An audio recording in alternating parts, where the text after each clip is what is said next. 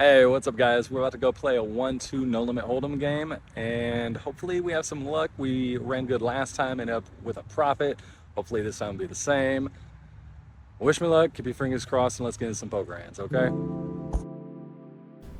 We just sat down, bought in for $300, looked down at ace king suited, a beautiful starting hand. Under the gun raises it up to $20. Middle position, which is to my right, decides, 20 is not quite enough for this hand. Let's make it 55. Once again, guys, I have ace king suited, a beautiful hand.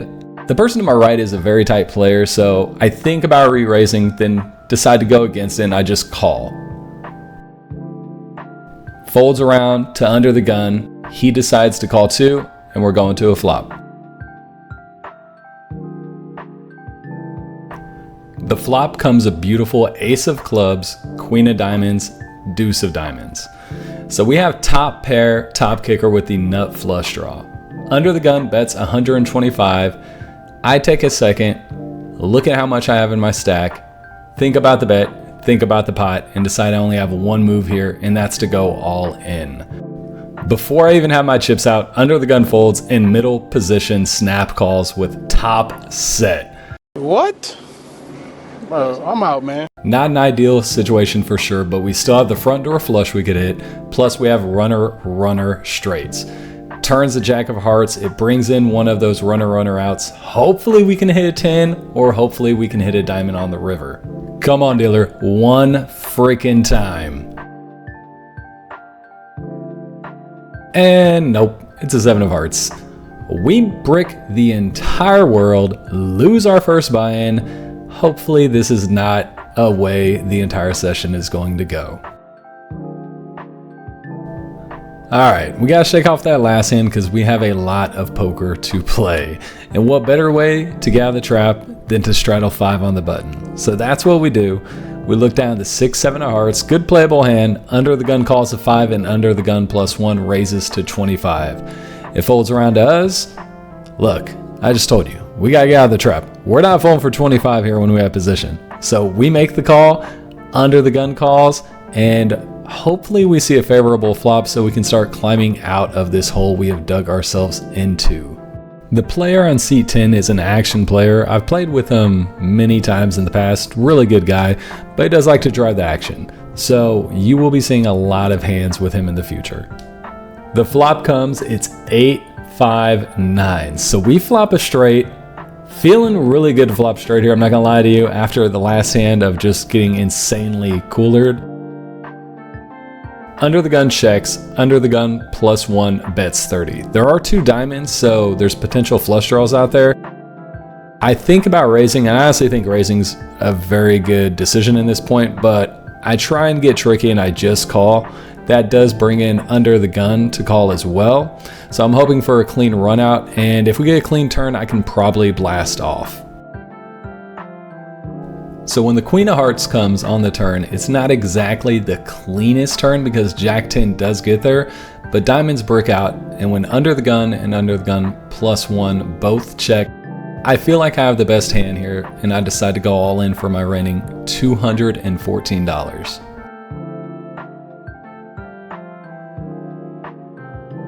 Under the gun folds, and when under the gun +1 doesn't snap call, we know we have the best hand. He takes a little bit to think about it and finally decides, let's gamble, and makes the call. At this point, I'm just praying to the poker gods, please don't put a diamond out there. Please don't pair the board. Please don't put anything that'll make it even more of a straighty board. Just a clean run out. That's all we want. And of course, the poker gods do not hear us. They put a jack of hearts out there on the river. So now any 10 makes the straight. I show my cards. I show that I flop the straight. The opponent looks at the board, starts counting out the chips to pay me off, and somehow, some way, we end up having the best hand. I'm thinking he was going for diamonds, maybe had a pair in a diamond draw, ended up missing, so not the cleanest run out, but hey, a win's a win, and we're back in it, boys. Stacking up the chips, getting back out of the trap. Now let's make some profit.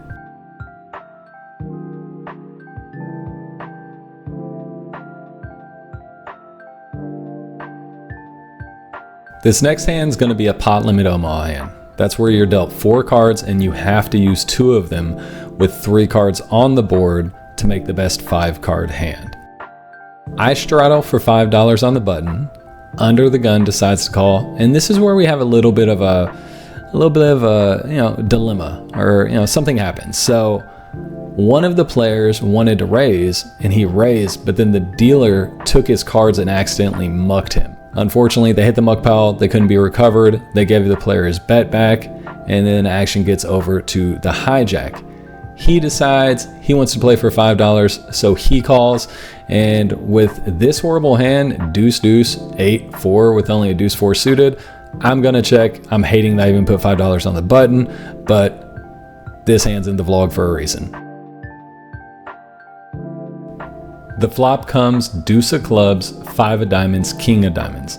So we flop bomb set, which is really good, but it's a very dynamic board. So checks to me, I lead out for 15, under the gun folds, and the hijack decides to make a call.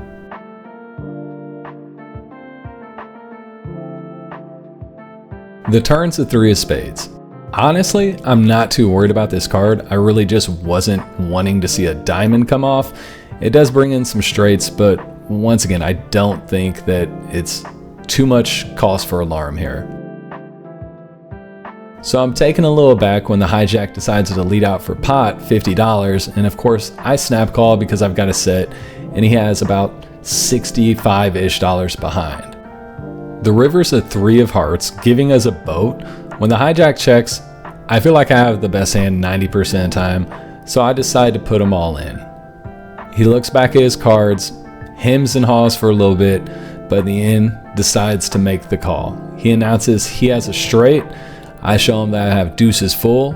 We win the hand, take it down, and add a little bit more to the profit we're trying to get to. Enough with the Omaha, let's get back to Hold'em. We look down at ace-jack offsuit, and if y'all watched my previous vlog, then you know I, for some reason, love to mess around with ace-jack offsuit. So, under the gun goes all in for his remaining $5. I call, the button calls, and the big blind makes it 15. Now this is an action player we were talking about earlier, and I limped thinking he would raise. So once he makes it 15, this is a good enough hand for me. I'm going to raise it up to 100. The button folds, it gets back to the big blind, and he decides to make the call. I'm glad he makes the call, but this guy can be playing any 2 cards. So we really want to hit the flop, or at least have a draw, have something that lets us be able to continue, because even if we don't hit, I think we got to keep betting at this and hope for the best. So when the flop comes king 9-10, I think this is a great flop for us because it hits our range a lot more than it's going to hit his. He also checks, so we lead out for 100, and even if we're behind, we have the ace that could be good, and the queen gives us a straight. After he calls and we see the 5 of clubs on turn, he decides to check, and I think this is a pretty clear check back spot. I don't want to bloat up this pot anymore, and I want to be able to realize some equity on the river in case we get there. The river's the jack of diamonds, and the opponent in the big blind is really thinking at this point.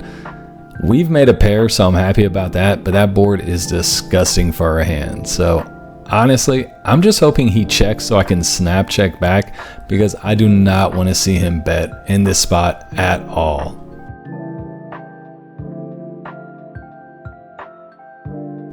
After about 30-40 seconds of tanking, he grabs some chips, piles him up, and looks like he's about to shove him in the middle for a bet. I am shitting bricks. I'm just like in my head, please don't, just check, just check. Finally, he decides to check. I immediately check back, show my ace jack. He says it's good, and we take down the side pot. The main pot goes to the guy who only had $5. I think he won a $20 pot, so good for him, but we scoop the side and win a nice size pot. For this hand, we look down and see the beautiful ace-jack offsuit again, and at this point in the game, we're about 6-handed. Some people have busted out. The game's a little slow right now. So I limp in for $2. Our action player's on the button. He decides to raise it up and make it 35. Small blind goes all in for his remaining $15, and I complete by calling the 35, and we go to a flop, hopefully seeing something good.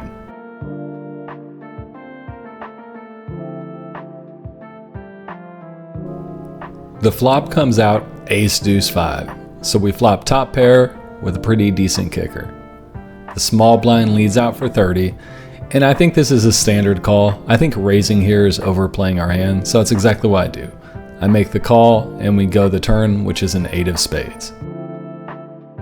The small blind bets 75, and once again, I don't think I can fold here, and I think raising's just a little crazy and out of the question, so that only leaves calling, so I call the 75. Maybe we can improve on the river, or maybe we're good right now.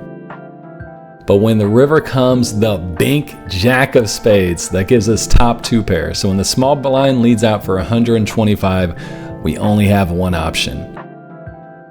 We're going all in for $345. We get snap called by the small blind. He turns over ace 5, so we sucked out on the river, and we take down a pretty big pot. Let's go.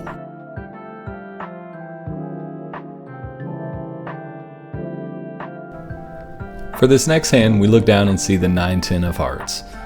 Personally, these are some of my favorite hands. I love suited connectors like 9-10 of hearts, Jack 10 of spades, any 9-10, Jack 10, I love those kind of hands. So when under the gun bets for 15, it folds to me, I snap call, and the button calls as well.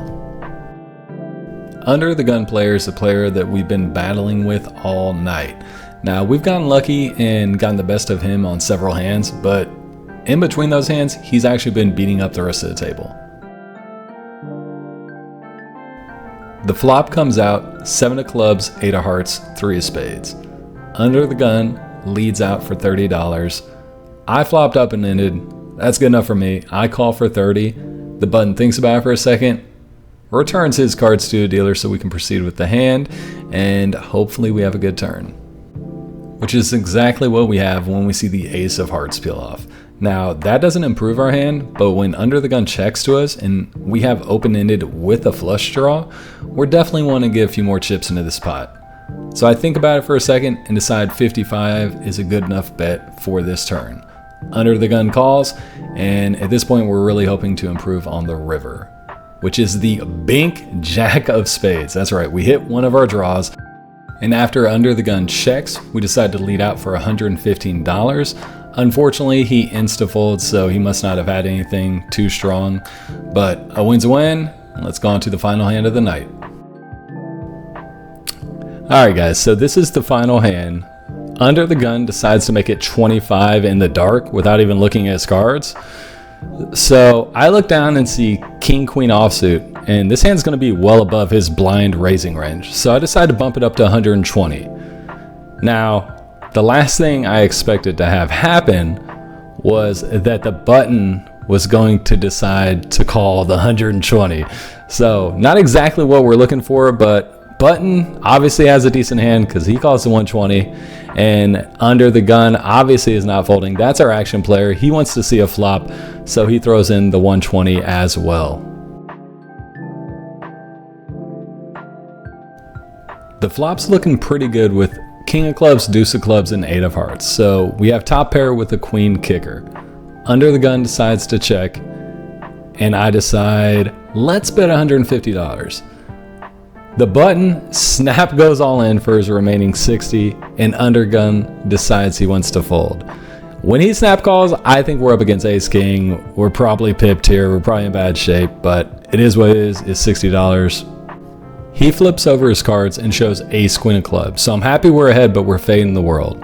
The turn's the 5 of hearts and the river's the 5 of spades. Somehow we managed to fade everything and win the pot. Now let's go to the outro and see how much money we made.